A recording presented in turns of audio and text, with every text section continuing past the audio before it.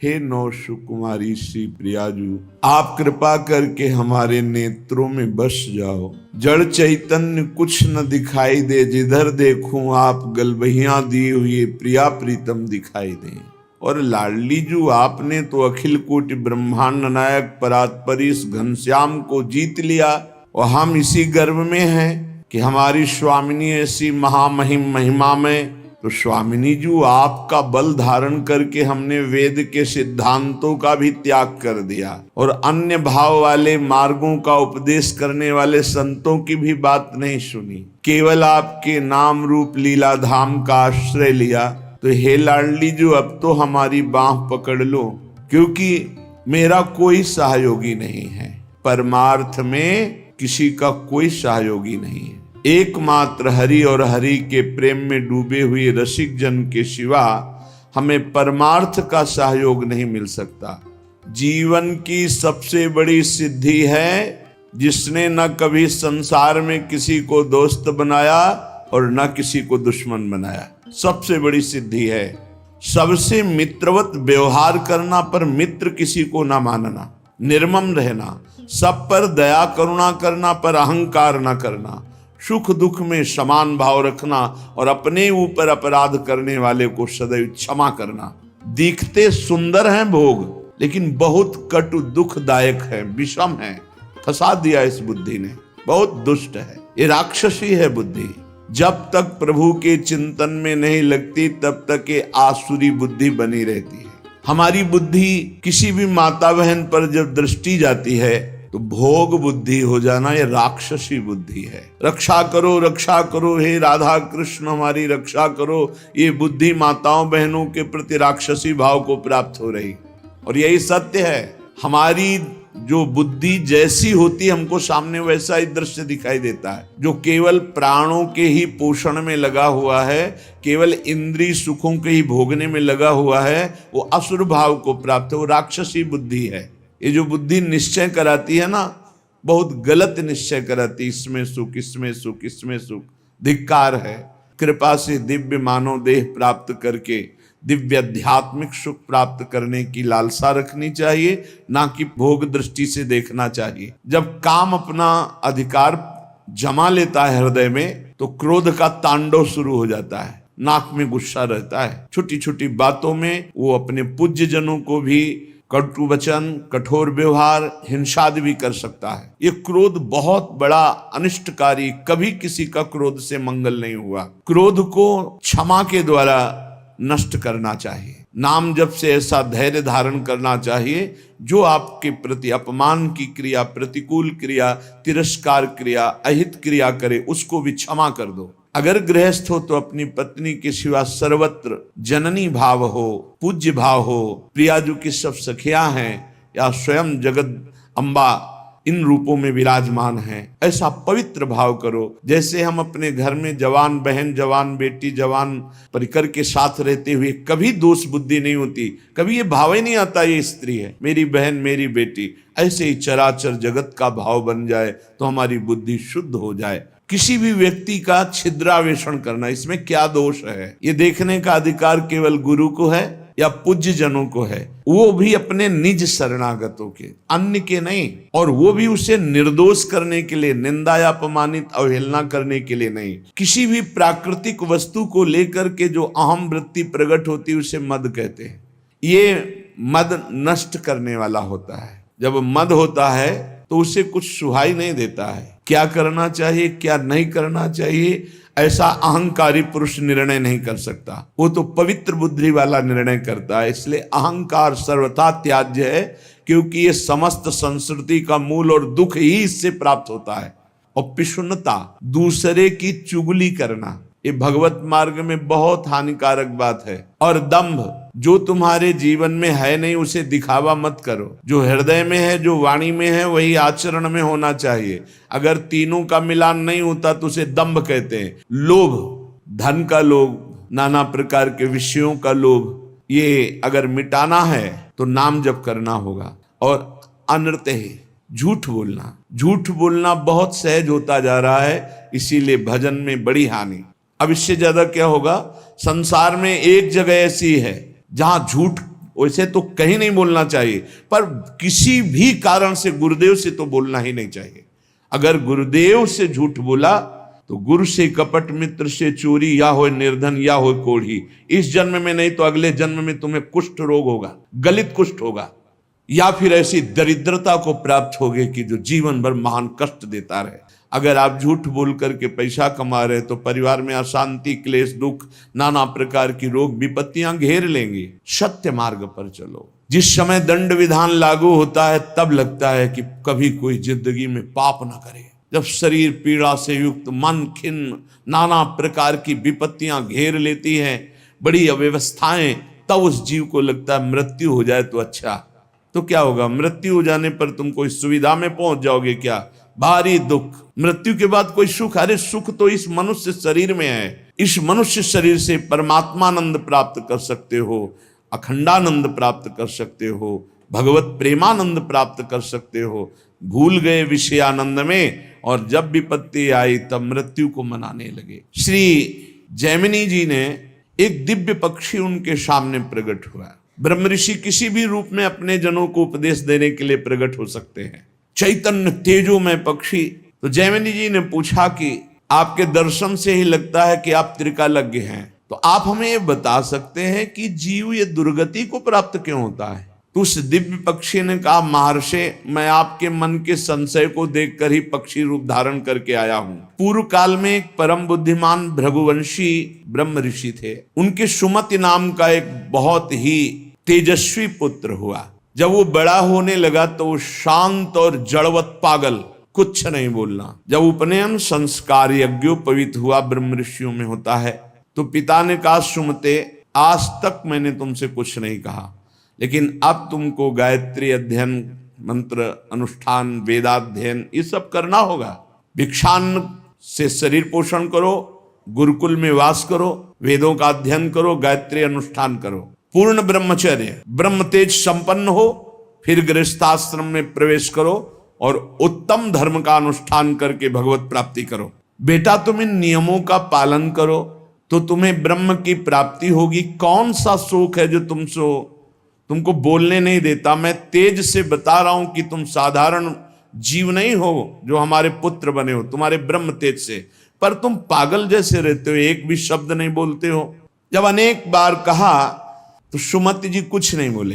पिता ने स्नेहवश फिर कहा, बेटा, तुम छल मत करो, मुझे पता है तुम बोल सकते हो और तुम ज्ञानी महात्मा हो। जब बार बार कहा तब सुमति ने हंस दिया और उसका, पिताजी, ये जो आप उपदेश कर रहे हैं ये बहुत बार, बहुत जन्मों में कर चुका हूं। मैं उस तत्व को प्राप्त हो चुका हूं जिसके जानने के बाद कुछ जानना बाकी नहीं रहता। इसीलिए मैं जड़वत पागल आचरण करता हूं कि आप हमको ये न समझ पाए कि मैं आपका पुत्र बहुत विद्वान या बहुत ज्ञानी हूं। मैं त्रिकालज्ञ हूं, मुझे तीनों कालों का ज्ञान है।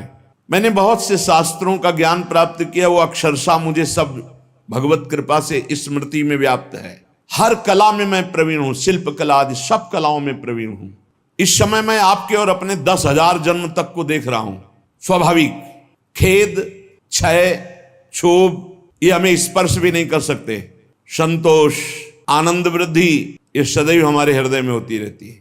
शत्रु मित्र इनका मुझे भान भी नहीं, सब में एक ब्रह्म व्याप्त है, ये अनुभव है। पिताजी, आप पत्नी और पुत्र के संयोग वाले हैं। आप मुझे पुत्र भाव से देख रहे हैं। अनेक बार तुम हमारे बेटा बन चुके हो तो बहुत आश्चर्य में हो रहे कि अभी तक तो बोला नहीं, बोला तो इस कोटि का बोला। तभी भगवत ऋषि जी कहते हैं, हर समय मौन रहे, बोले ना बोले तो हृदय की ग्रंथि खोले, जड़ चैतन्य का भेद मिटा दे, वो महाभागवत होता है। पिताजी, मैंने हजारों बार महान से महान सुख और महान से महान दुख भोगे हैं जो मेरी स्मृति में है। लाखों माताओं के गर्भ में विष्ठा और मूत्र के बीच में मैं पला हूं, मुझे याद है। अपने लोगों को इसी जन्म का याद नहीं है। मैंने बचपन, जवानी, बुढ़ापा सबको देखा है। मैं हर योनियों में गया हूं, मुझे हर योनि का पशु, मृग, कीट, पक्षी, मनुष्य, स्त्री, देवता सब बना हूं। प्रसन्नता से हृदय भर गया पिता का कि मेरा जो अनुमान था कि तुम कोई बहुत बड़े महात्मा हो, तेजस्वी, तुम पागल का केवल स्वांग कर रहे हो, ये सत्य हुआ। मैं धन्य हुआ जो तुम्हारे जैसा पुत्र प्राप्त किया। उन्होंने विस्मय से गदगद वाणी में कहा, बेटा ये ज्ञान तुमको कहां से प्राप्त हुआ? मैं भी तो साधना करता हूं, मैं भी ब्रह्म ऋषि हूं। तुम जड़ता का स्वांग कर रहे थे, इतने बड़े ज्ञानी महात्माओं की तुम्हें दसियों हजार वर्ष जन्म की बात याद है, फिर तुम जड़ता का भाव धारण करके मेरे यहां जन्म क्यों लिया? जब इतने सिद्ध हो तो तुम्हें मुक्त हो जाना चाहिए। क्या किसी मुनि का शाप है या देवता का शाप है जो तुम हमारे यहां पुत्र हुए? मैं ये रहस्य जानना चाहता हूं, बड़ा कौतूहल है मुझे। पुत्र ने कहा सुमति जी ने कि पिताश्री, पूर्व जन्म में मेरे साथ जो घटना घटी जिसके कारण मैं जन्म लिया वो मैं तुम्हें बताता हूं। पूर्व काल में मैं निरंतर परमात्मा का ध्यान करने वाला महात्मा था। समस्त अष्टांग योग से सिद्ध, निरंतर भगवत अभ्यास में लगे रहना, संत पुरुषों का ही संग करना, अपने स्वभाव विचार परायण रखना और तत्वमसि इस महावाक्य की स्थिति प्राप्त करना। परमात्म तत्व में मेरी हर समय अभ्यास से स्थिति हो रही थी। बड़े बड़े साधक मेरे शिष्य बनने लगे। मैं बड़े बड़ों का प्रश्न का संदेह निवारण करता और मैं आचार्य पदवी पर बैठ गया। पर मेरा एकांत सेवन, भगवत चिंतन, इस पे बाधा पड़ गई। किंचित बचा हुआ अज्ञान मेरे अभ्यास में बाधा डालने लगा। मेरा ब्रह्म भाव में जो रति हो रही थी पलट गई। हो रही थी, पूरी हुई नहीं थी। अगर हो गई फिर नहीं पलट सकती। जैसे भुना हुआ चना दोबारा नहीं जग सकता। मेरा एकांत सेवन नष्ट होने लगा, मेरे सद्भावनाएं नष्ट होने लगी और मैं संभल नहीं पाया और प्रमाद स्थिति में मेरी मृत्यु हो गई। पर मैं सत्य में जीवन व्यतीत किया था, उसके प्रभाव से मुझे पुनः ब्रह्म ऋषि कुल में ही जन्म हुआ और मैं पुनः ही ब्रह्म ऋषि। अब मैं किसी को उपदेश नहीं करूंगा, इसीलिए मौन रहता हूं पागल जैसा। ना चेला बनाऊंगा ना किसी को उपदेश करूंगा। इसीलिए पिताजी पूर्व जन्म के अभ्यास में मैं जितेंद्री था, इसलिए अब भी मैं जितेंद्री ही हूं। केवल प्रमाद स्थिति आ गई, चिंतन में प्रमाद, बहुत सावधानी। अब भविष्य में मेरा जन्म नहीं होगा क्योंकि मैं सावधान हूं, अब प्रमाद नहीं होने दूंगा। मैंने जो दूसरों को ज्ञान दिया था उस ज्ञान का कहीं न कहीं मुझे अहंकार आ गया, इसलिए प्रमाद स्थिति आ गई। मैंने जो दूसरों को ज्ञान दिया था, ये ज्ञान देते समय नहीं होना चाहिए कि मैं उपदेश कर रहा हूं, मैं उत्तर दे रहा हूं। सच्ची नहीं, वो श्री भगवान अंदर से बोल रहे हैं। हृदय मंदिर भगवान का है, साउंड ये दिखाई दे रहा है और अंदर से भगवान बोल रहे हैं। जो उत्तर दिया वो मैं भी सुन रहा हूं। मैं उत्तर देने वाला नहीं हूं, मैं भी श्रोता ही हूं। उत्तर देने वाले श्री भगवान जगत गुरु जो सबके हृदय में बैठे हैं, वही कथयन्ति च माम नित्यम तुष्यन्ति च रमन्ति च, इसकी योग्यता प्रदान कर रहे हैं। वही अंदर से कथन करवा रहे हैं, वही उसी में रमण करवा रहे हैं, वही सुनवा रहे हैं। जो सत्य चिंतन करता है वो कभी व्यर्थ नहीं जाता।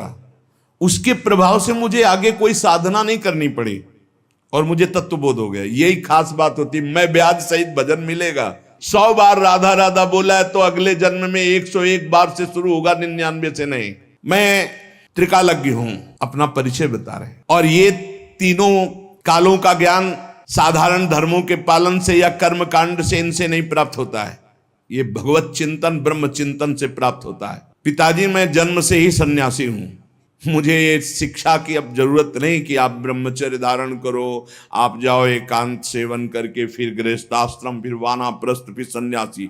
मैं जन्म सिद्ध सन्यासी हूं। मेरे से चूक हो गई, जरा सी चूक में जन्म हो गया। खास बात देखो, चूक कहां हुई है।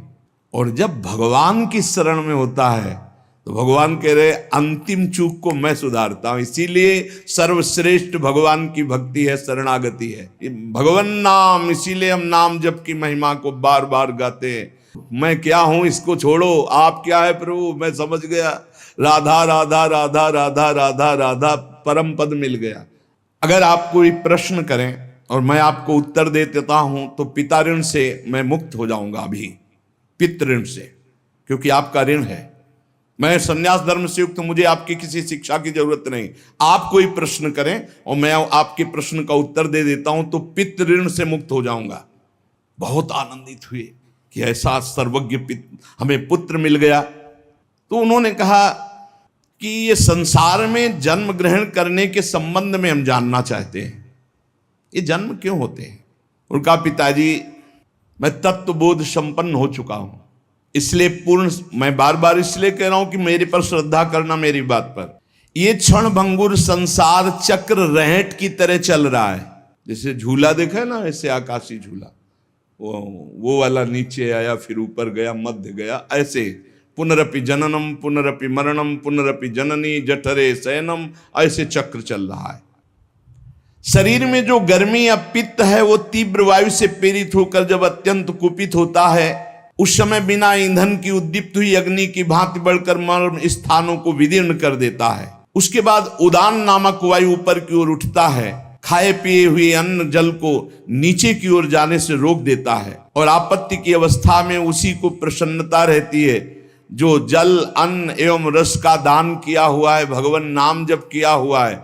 तो ये जो विपत्ति स्थिति आती है मृत्यु के पहले, जो सहज मृत्यु होती बिना घटना के, तो जिसने कभी दूसरों को भूखों को भोजन पवाया है, प्यासे को जल पिलाया है, किसी की भारी दुख में सम्मिलित होकर दुख निवृत्ति की है और भगवान नाम जब, तो ऐसी स्थिति को वो सह पाता है। उस समय भी गंभीर मुद्रा में वो भगवान का स्मरण उस दुख से विक्षिप्त होकर नहीं छोड़ता। वो पवित्र अंतःकरण वाला उस भारी कष्ट अवस्था में भी भगवान नाम स्मरण। जो पुरुष कभी झूठ नहीं बोला, जो कभी किसी से झगड़ा नहीं करवाया, ध्यान दीजिए, कहा है कई बार सत्संग में कि जो भगवत मार्ग का पथिक है उसकी जब मृत्यु होती है तो जन्मत मृत दुषा दुख हो, ये नहीं होता। जैसे विशाल हाथी के गले से फूलों की माला टूट जाए, उसे पता भी न चले।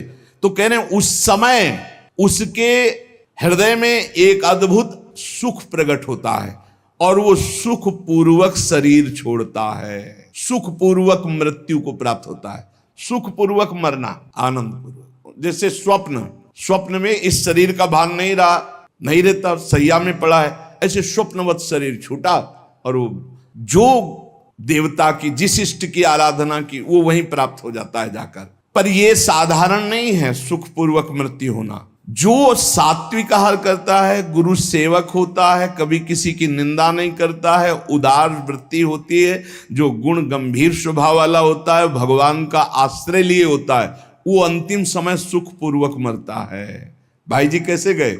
जैसे कोई गाड़ी में चढ़ने जा रहा हो, सबसे ऐसे मिलके गए। तो हे पिताश्री, जो मनुष्य कामना से युक्त होकर के, क्रोध से युक्त होकर, द्वेष से युक्त होकर अपने धर्म का त्याग कर देता है, शास्त्र की गुरु की आज्ञा का पालन नहीं करता है, वो मृत्यु के समय भयानक दुख को प्राप्त होता है। उस समय सब चतुराई विस्मृत हो जाती है। अब उस समय क्या आएगा चिंतन में? वही बनना पड़ेगा जो आ जाएगा। जिन्होंने जीवन में किसी की भी मृत्यु का अवसर समय, तभी कहते हैं ये लाभ एक बार जरूर सब ले। आसपास कोई पशु पक्षी मनुष्य मरणासन में हो, उसके पास जाके नाम सुना दो। एक बार हमने कहा था कि एक छोटी सी बैग सबके पास कपड़े की होनी चाहिए, जिसमें चरणामृत, रज, जपमाला, चतुराशी जी, सेवकवाणी, सुधा निधि, ये हमारे सामग्री हमारे पास है, कभी भी प्राण निकले तो है। आजकल तो लोग इतने बेपरवाह हैं कि सामने कोई तड़प रहा है, एक्सीडेंट हो गया है, तो वीडियो जरूर बना लेंगे, खिड़की खोल के गाड़ी बढ़ा के निकल, कौन झंझट में फंसे। तो तुम जब फंसोगे तो तुम भी ऐसे तड़पोगे। ऐसा नहीं, प्राप्त सेवा का तिरस्कार करने वाले को दंड मिलता है। प्राप्त सेवा तुमने देखा, इसको जरूरत है मेरी इस समय, भूल जाओ सारे कार्यों को और अपने स्वार्थ को कि तुम्हारे साथ व्यवहार क्या होगा। उसको तत्काल गोद में उठाओ, गाड़ी में बैठो, अस्पताल ले जाओ, जो होगा बाद में देखा जाएगा। पहले प्राप्त सेवा का पालन करो, प्राप्त सेवा का त्याग नहीं करना चाहिए। जो लोग झूठी गवाही देते हैं, जो पैसे के बल से दूसरों को, जो निर्दोष हैं उनको दंड दिलाते हैं, दोषियों को मुक्त कर देते हैं, चाहे कोई भी हो, जो बुरी बातों का उपदेश देकर भोले भाले लोगों को फंसाते हैं, जो शास्त्र और संतों की निंदा करते हैं, उनका जब मृत्यु का समय आता है तो भयानक दुख होता है और उस दुख के समय उनकी दुर्गति का रूप सामने होता है। सुअर, कुत्ता, राक्षस क्या बनना है वही सामने आया और वही उनकी योनि प्राप्त होगी। फिर वो तड़पते हुए मृत्यु को प्राप्त होते हैं।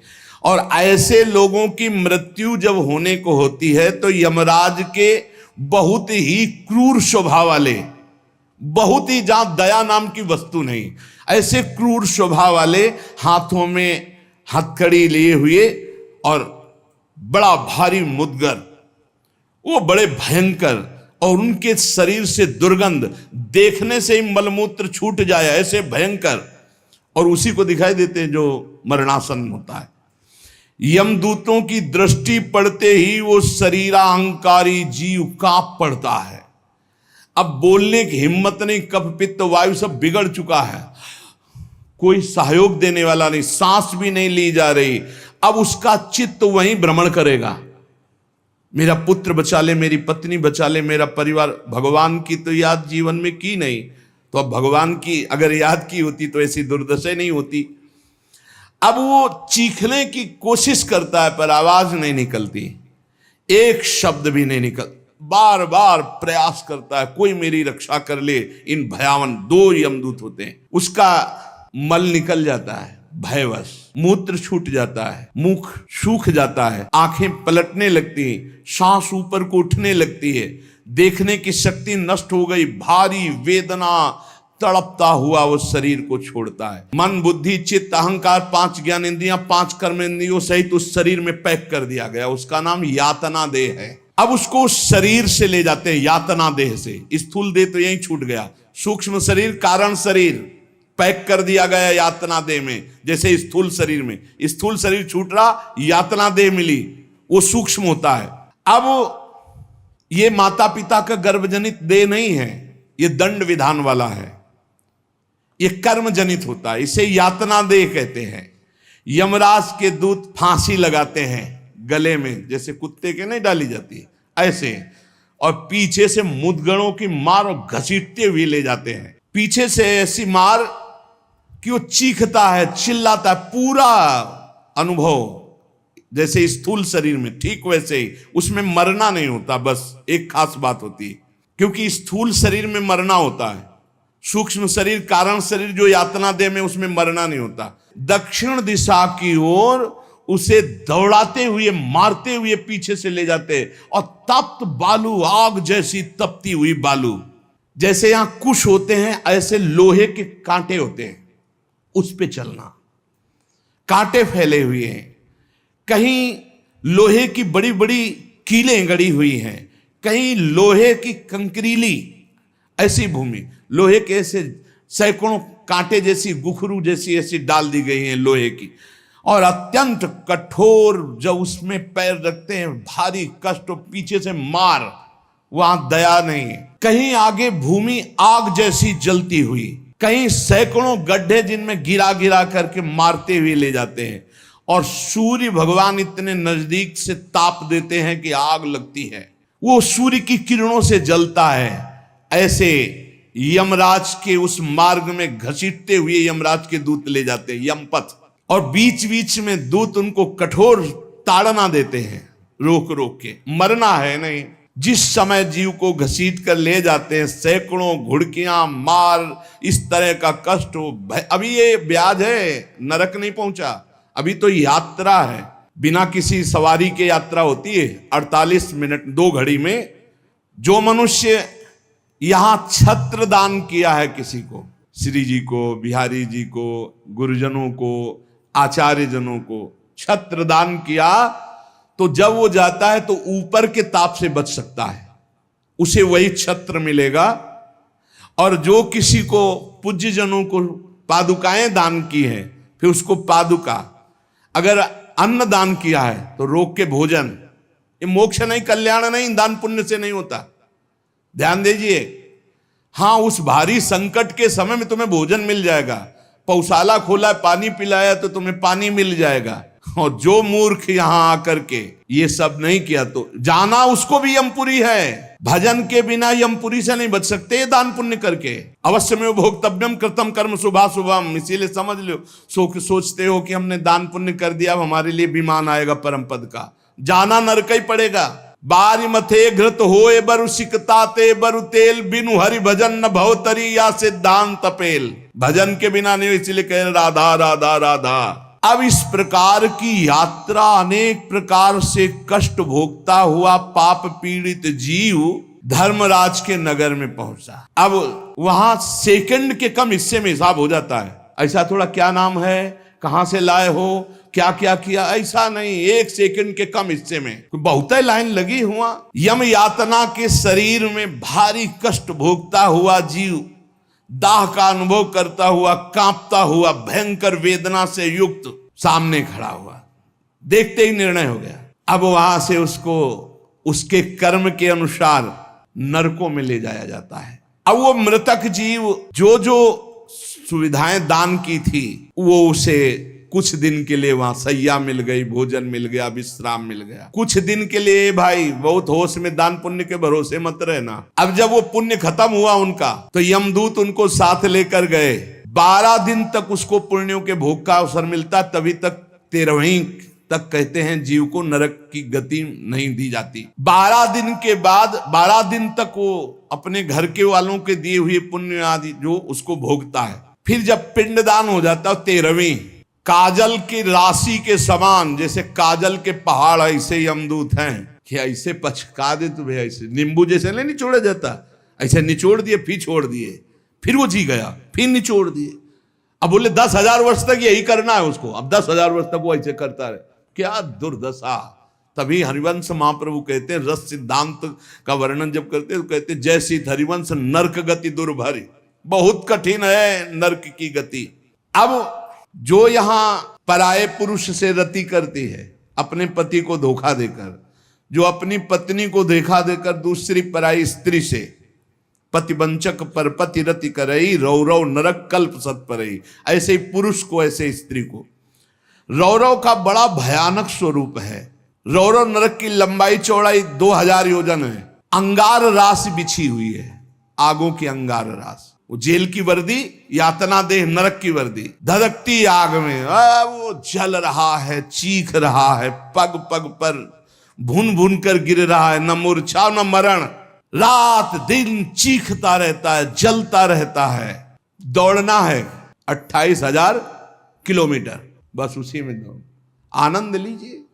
कितने दिन? बोले सहस्त्रों वर्ष, 1-2 वर्ष नहीं, सहस्त्रों वर्ष। ऐसे पापियों की शुद्धि नरक में की जाती है। पीछे जो हो गया सब राधा राधा। भगवान के वचन कभी मिथ्या नहीं होते। श्री भगवान ने कहा है, सर्वधर्मान परित्यज्य मामेकम शरणम व्रज, अहम त्वाम सर्व पापेभ्यो मोक्षयिष्यामि मा शुचा। मैं सब पापों से मुक्त कर दूंगा। भगवान की शरण में होके खूब नाम जप करो। लेकिन ये जो गंदी बातें हैं, मत देखो, मत बोलो, मत सोचो, मत करो, नहीं, ये बाधा पहुंचा देंगी। एक ब्रह्मज्ञानी महात्मा सुमति पूर्व में शिष्य बना करके प्रमाद स्थिति को प्राप्त होने के कारण एक जन्म और लेना पड़ा।